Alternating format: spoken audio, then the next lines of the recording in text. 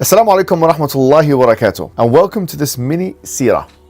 What is the purpose of the mini seerah? The purpose of the mini seerah is to give you a chance to be acquainted with some of the main events in the lifetime of the Prophet Muhammad sallallahu alaihi wasallam without having to watch voluminous kind of series of online or read encyclopedic seerah books, for example. So this is a brief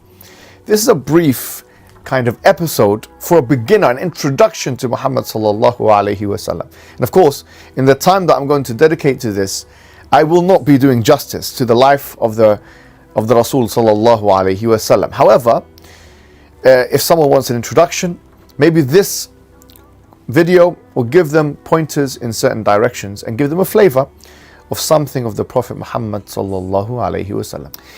So let's start by asking a question which arises in the field of apologetics, which is usually the question that Michael Cook and others have put forward in the 70s and 80s, is the revisionist question, the historical question. Did Muhammad sallallahu alaihi wasallam even exist in the first place? And they say that, well, we're over-relying, on Arabic sources and Muslim sources, and therefore the question of whether this man Muhammad sallallahu alaihi wasallam exists in the first place is something which needs to be answered. The straight answer is, we have a plethora of evidence in the Arabic, as they know, the Quran being one of the strongest evidences, by the way, which mentions Muhammad by name 4 or 5 times, and which is dated to the time where he is meant to have existed. And of course, the Sahaba and the Tabi'een, the companions and those who came after them, etc., are also a testament to this, because they literally witnessed his existence. But the colonial and racist or imperial or Orientalist historian might not be necessarily satisfied with that, because they don't trust, for some reason or another,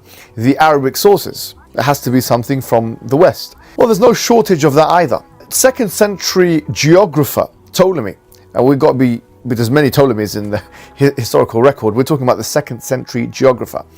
He actually mentions Yathrib, which we'll know is Yathrib, and Mecca, or Mecca. He mentions this in the 2nd century. So the sites, the holy sites of Mecca and Yathrib, which would then become Medina, was something that was referred to well before the existence of the Prophet Muhammad sallallahu alaihi wasallam. And it's not just that. For example, John of Fenick, who is a 7th century historian, actually mentions Muhammad sallallahu alaihi wasallam by name. And he is writing in the Greek language. And he mentions him by name. Not only that, but he mentions that he is an instructor and a guide for the people. And so these are just some examples of histories from other than the Arabs, but this is just a taster, quite frankly, because in many of the wars like Mu'tah and Tabuk and others, there are actually Roman accounts of those particular wars, which took place between the Arab people, whose leader was obviously Muhammad sallallahu alaihi wasallam, and the Romans, for example. So this really is a pathetic interrogation, but it's important for us as Muslims to be able to defend ourselves from it, and for those non-Muslims to be convinced of the evidences, not just from our perspective, but from a triangulated historical perspective, using the historical critical method, the HCM.